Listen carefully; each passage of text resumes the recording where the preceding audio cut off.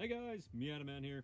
Today I'm going to explain to you how to remove the airflow meter on your 1990, it's a 1993 Mazda MX-5 Miata and Unos. This also applies to earlier Mazda 323s and Proteges as well. They have almost an identical, if not an identical, airflow meter.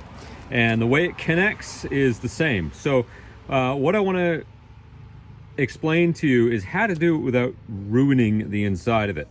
Okay, so what we've got here, I'm going to zoom you in.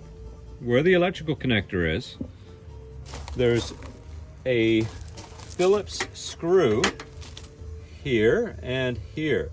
And what happens is people decide that they're going to undo those first, and that's how they're going to undo the connector for the electrical to come into it. And that will ruin the inside of it. It'll break all of the electrical connections, and then you'll be shopping for a new airflow meter. So it comes off very easily, and I just want to explain to you how to do it here.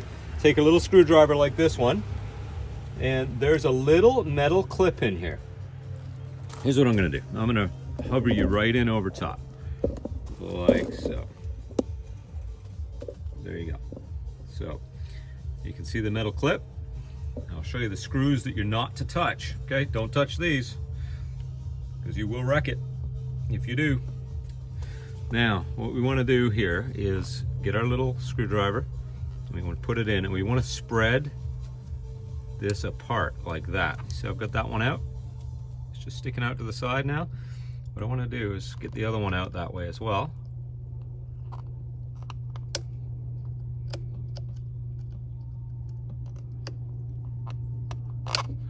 Sometimes it's a little tricky, but there we go. Okay, I got it. So you see how it's out, it's off to one side, same with that one. Now I should be able to just pull this right out, just like that. And I'll turn it up for you here. There you go. You can see the clip. So when you put this back on, all you do is you just push this back up and in, and then it'll lock back on. It locks right on to that little tab right there.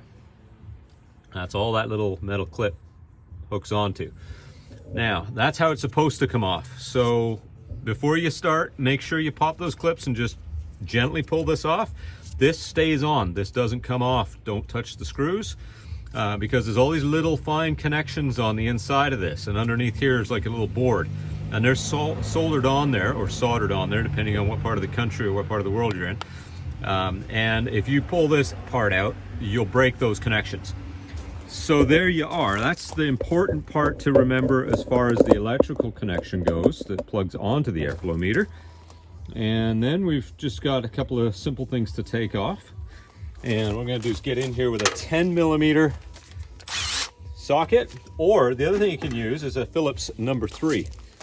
So there's your Phillips number 3 there. That's the bigger of the Phillips that you're used to seeing. The number 2 is the one you see everywhere. The number 3 is the slightly larger one. So all of these bolts have the Phillips number 3 head on them, so you can use this, or if you've got power tools or sockets, you can zip them out that way too. Now, I just dropped one right underneath here.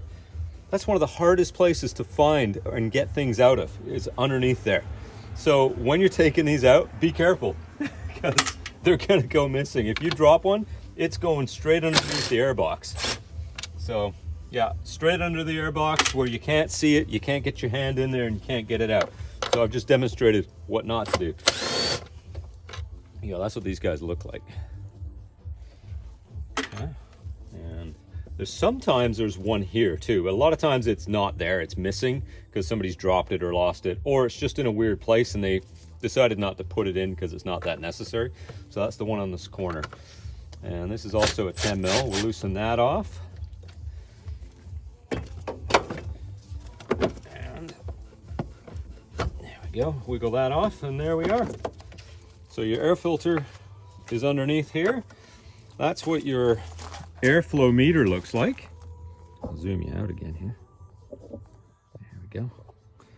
All right, so that's the close-up of the electrical connection. The 2 screws that you're not going to undo and not touch are right here. And that's it. So there you go, guys. If you need to take that off, that's the correct way to do it. And if you have any questions, pop them in the comments. And hit the like button, subscribe to the channel, and there'll be more videos coming soon. Thanks.